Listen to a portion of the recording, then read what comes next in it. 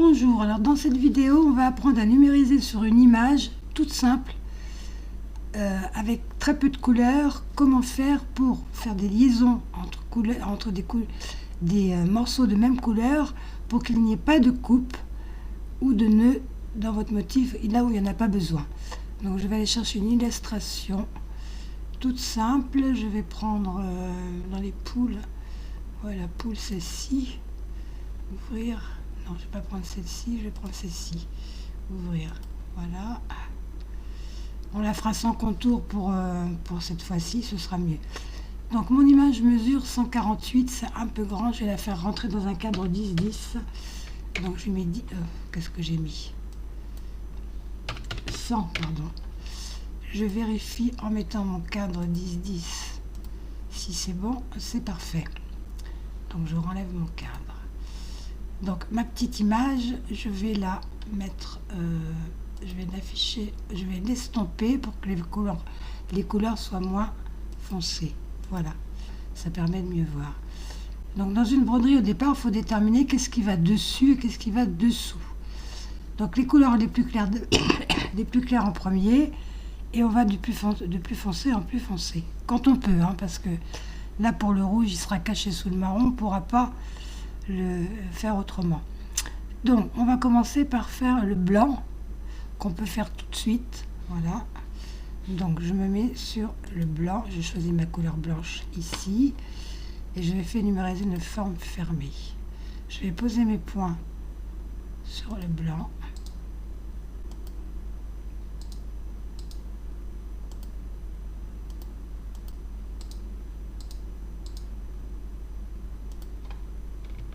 Entrée. Elle est toute seule. Refaçonner. Je vais me la mettre un peu comme ça. Le rouge, je vais bien le mettre ici. Mon départ et ma fin. Donc c'est parfait. Donc c'est elle qui va se broder en premier dans la liste. Ensuite, on va prendre le jaune. Ce que je vais faire, c'est que le jaune qui est en bas ici et le bec, je vais mettre la même couleur, justement pour faire une liaison. Alors, je clique sur le jaune maintenant, je fais une forme fermée. Donc, je m'approche et je vais faire tout mon contour de fleurs. Je vais partir d'ici. Hop. Voilà, clic droit pour les courbes, les angles, clic gauche, etc. Et on va aller comme ça. Donc là, je vais finir sans enregistrer pour que ça aille un peu plus vite et gagner du temps. Donc je suis presque arrivée au bout. Je reviens ici. Hop, je me mets sur le noir à l'extérieur.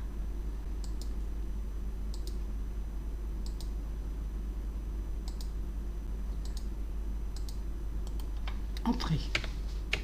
Voilà. Donc j'ai maintenant mon petit motif jaune qui s'est fait. Après, je vais faire des orientations de points pour pas qu'il ait cette apparence. Parce que là, je trouve que ça fait pas très joli. Donc, je prends mon motif. Je vais dans numériser des angles de points. Où je vais mettre des angles de points comme ça. Pour que mon motif tourne bien, que ce soit plus joli à regarder. Entrée. Alors, comme je vais récupérer le jaune là-haut, je vais mettre mon début de ce côté-là. Et ma fin, c'est-à-dire la croix rouge, je vais la poser ici. Voilà. Oui, maintenant, alors je peux régler mes angles de pointe s'ils ne me plaisent pas, par exemple. Hein, je peux les rebouger, évidemment. Bon, ils étaient bien, mais c'était juste pour vous montrer. Voilà. Donc maintenant, je vais prendre mon fil jaune, je suis toujours dessus, et je vais faire une forme ouverte. Donc je clique ici, une forme ouverte. Je pose mon point là où s'arrête ma petite croix rouge. Je sais que c'est ici. Et je vais m'approcher là. Hop, entrée. Et maintenant, je rechange, je refais forme fermée. Et je vais faire mon petit bec. Et pareil, là, je me mets à l'extérieur, entrée. Voilà.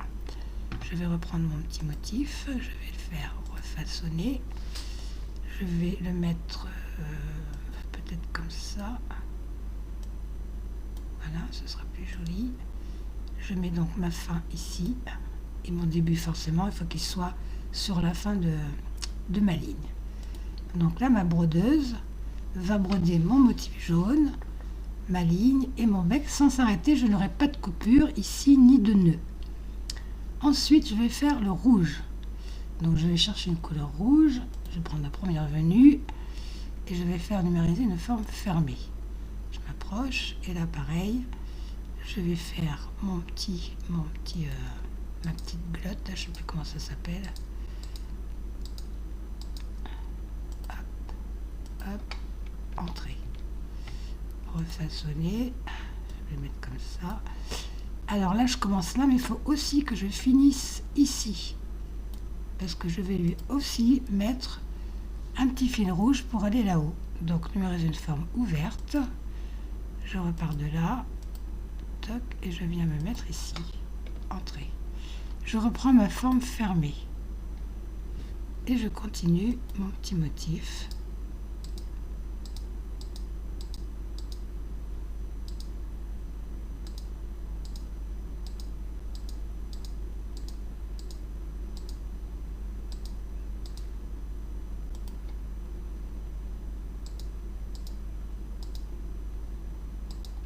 Et je fais entrer 2 fois.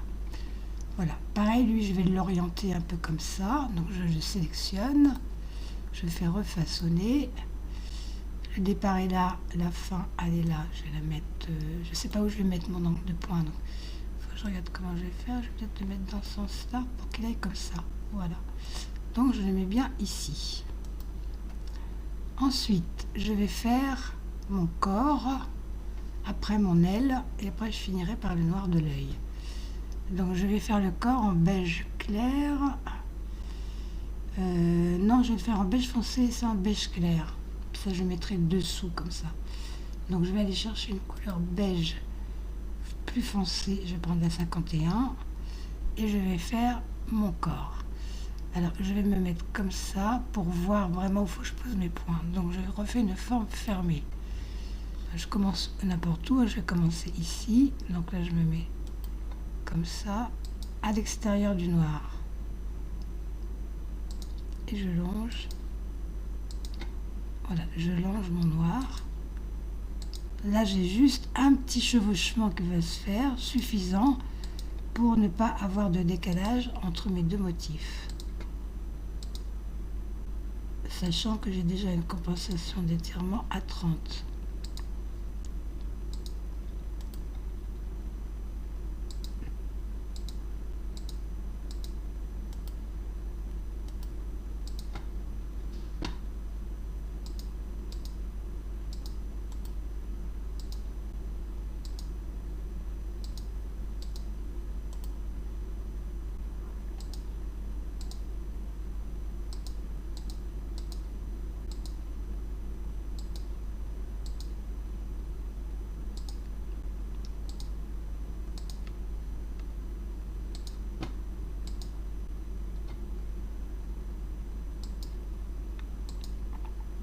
Pareil, je me mets bien sur le bout du noir pour avoir ce petit millimètre là qui se chevauche. Moi je fais jamais bord à bord, je laisse toujours 1 millimètre et demi et après avec la compensation d'étirement. Où est-ce que j'ai commencé? J'ai commencé là, donc il faut que je vienne jusque là. Toc, entrée. Je remets ma vue comme ça. Alors oui, je n'ai pas changé la couleur évidemment. Donc je retourne changer ma couleur. J'ai dit que je mettais du foncé. Parce que mon aile, je vais la faire plus claire. Oui, forcément, ça a changé de couleur. C'était ça qui était rouge. Donc je remets ça rouge. Voilà. Donc lui, maintenant, je vais aussi l'orienter, refaçonner. Donc il commence là. Je vais le faire commencer là. Je vais mettre mon rouge en bas pour ne pas avoir, pour qu'il se brode en une seule fois. Voilà. Et là, je vais faire mon aile maintenant.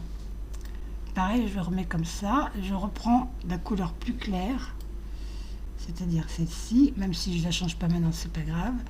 et je refais une forme fermée. Et je suis mon trait. Non, là, je n'ai pas besoin de regarder vraiment où je pose mes points, vu que ça sera caché dessous quand on aura enlevé le chevauchement.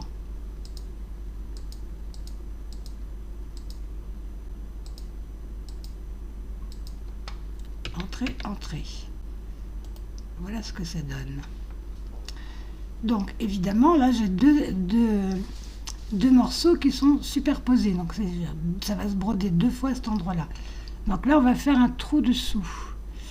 Alors, on peut le faire à la main, le trou, ou alors on peut supprimer les superpositions. Alors, lui, je vais lui changer son angle de point aussi, refaçonner.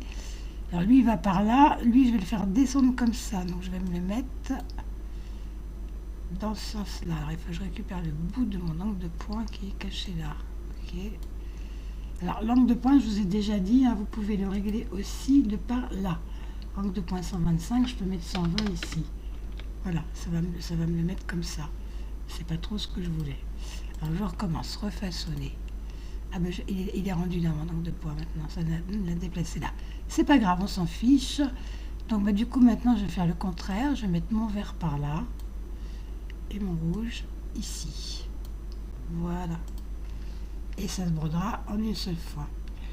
Je vais aller donc faire supprimer les chevauchements.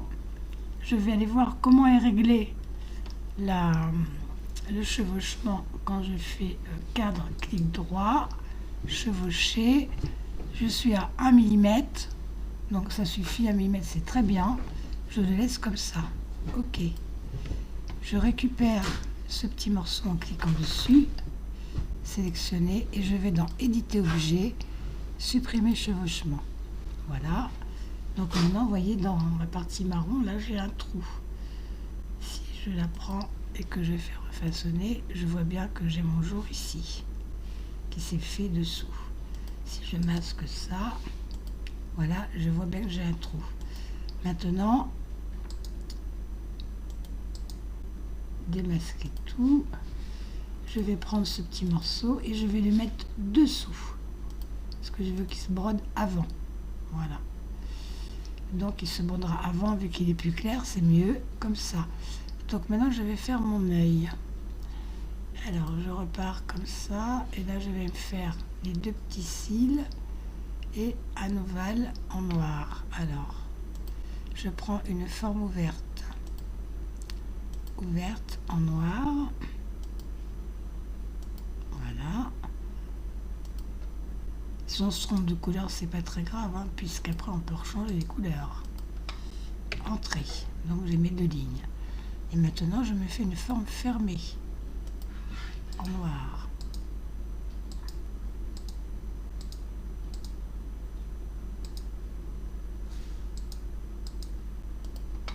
Entrée, entrée.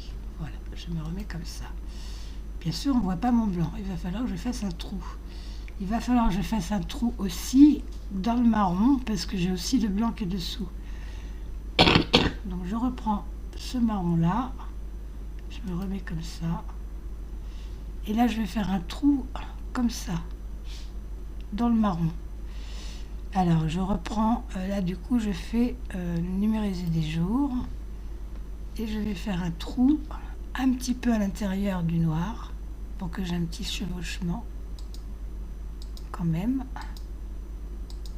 Bon, après il faudra peut-être régler au niveau du blanc parce que ça ne va pas forcément toujours du premier coup, hein. Évidemment, j'ai pas changé de couleur, là je vais être encore en noir. Entrée, entrée. Voilà. Alors, mon marron, lui, il a bien un jour ici. Voilà. Maintenant, on va prendre le noir et on va faire pareil, on va lui faire un jour. Donc, je refais numériser des jours en sélectionnant le noir, hein. C'est sur lui qu'on fait les jours. Voilà. Donc, je vais faire un jour ici, à l'intérieur du blanc.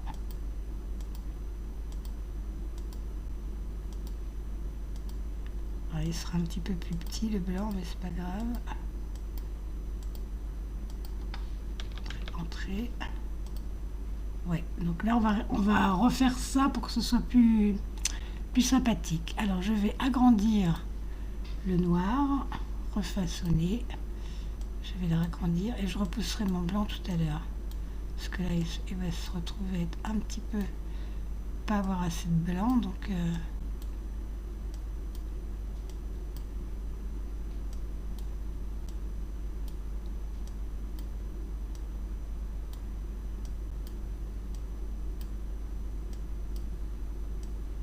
on voit quand même bien mon œil. On n'est pas non plus obligé de suivre comme le... Donc là j'ai un jour, hein, si je m'approche, je vois que je vois le gris dessous.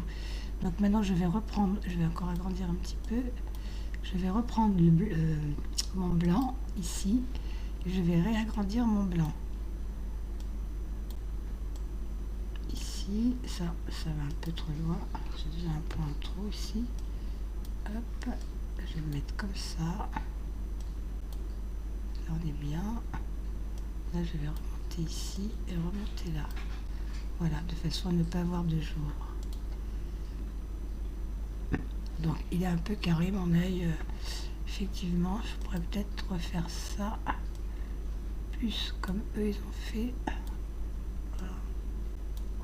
Ça, je vais faire des ronds à la place, ce sera mieux. Voilà.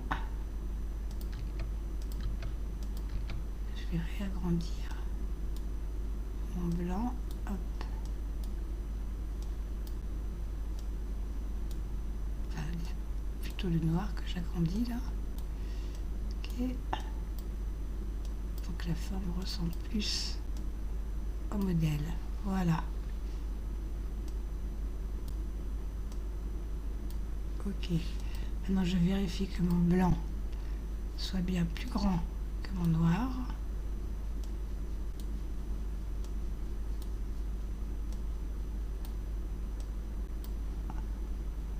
Et là, on n'est pas si mal que ça. Voilà, maintenant je suis bien. Donc je vais brancher maintenant mes deux petites lignes là et mon petit noir en redouard, comme ça mes deux lignes seront doublées. Donc je prends ça et ça, sélectionner, pardon, si je ne sélectionne pas comme il faut, mage, et je sélectionne les deux. Et je fais le redouard. Et là je vais venir cliquer ici sur le bout de l'aile, le bout du cil, voilà.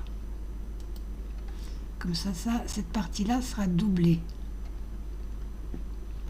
Donc ma petite poule est terminée. Je vais pouvoir cacher ça, masquer, objet sélectionné. Je ne vois que ma petite poule. Maintenant, il faut que je regarde les sous-couches, parce qu'évidemment, les sous-couches, c'est important aussi. Donc là, j'ai une sous-couche qui est assez serrée. Ça doit faire 2 ou 3 mm. Je vais regarder en prenant ça. Broderie. Alors déjà, le passage bord, moi, j'aime pas du tout le passage bord. Donc le passage bord, je vais le re-rentrer à l'intérieur. Parce que des fois, il déborde sur le passage du dessus. Donc je vais lui mettre un moyen pour qu'il re-rentre un peu à l'intérieur. Voilà. Ensuite, ma sous-couche d'assise 2, j'aurais pu mettre tatami ici directement et ne pas faire de bord du tout. On peut faire ça. Je vais mettre ici un tatami double. Du coup, là, je ne vais pas mettre d'assise 2. Là, j'aurai un tatami croisé, mais je vais agrandir mes cases parce que là, c'est très serré. Je vais les mettre à 5, voir ce que ça fait. Voilà. Donc là, j'ai un tatami qui fait des croix, en fait, pour bien maintenir sur le tissu mon motif. Je vais faire pareil sur celui-ci et sur le jaune en bas et sur la crête. Voilà, donc j'ai 1, 2. Ah, ça m'a pris mon bec. Non, c'est pas ce que je voulais faire. Donc je vais prendre celui-là. Contrôle. Je prends pas ça, je prends ça. Et mon aile. Et là, je fais broderie. Je supprime la deuxième assise. Et à la place de passage bord, je lui mets un tatami double. Et pareil à 5. Après, je peux faire en assise 2 un contour, hein, si j'en ai vraiment envie. Là, moi, j'ai pas envie d'en faire. Voilà. Donc, là, on a bien un écartement assez grand. Là, comme c'est petit, je ne vais pas y toucher. Là non plus. Donc voilà notre motif avec le nombre de coupes. Donc en fait, j'ai deux liaisons. Donc j'ai évité 2 nœuds, plus le nœud des cils sur le noir, vu que je les ai groupés. Donc j'ai évité 3 nœuds, donc 3 coupes, et ça sera plus fluide à broder. Bon, là c'est un petit motif tout simple, il n'y a pas grand chose à faire, ça a été rapide. On va pas faire le contour, on va juste arrêter la leçon ici. Que dire de plus sur ce motif? Donc vous pouvez consulter dans informations relatives au dessin ici les informations de votre motif, sa hauteur, sa largeur, le nombre de points total de la broderie, le nombre de couleurs, le nombre d'arrêts, le nombre de coupes, j'en ai 6, changement de couleur, j'en ai 5, j'ai 11 objets. 1, 2, 3, 4, 5, 6, 7, 8, 9, 10. Pourquoi il m'en trouve 11, lui? 1, 2, 3, 4, 5, 6, 7, 8, 9, 10.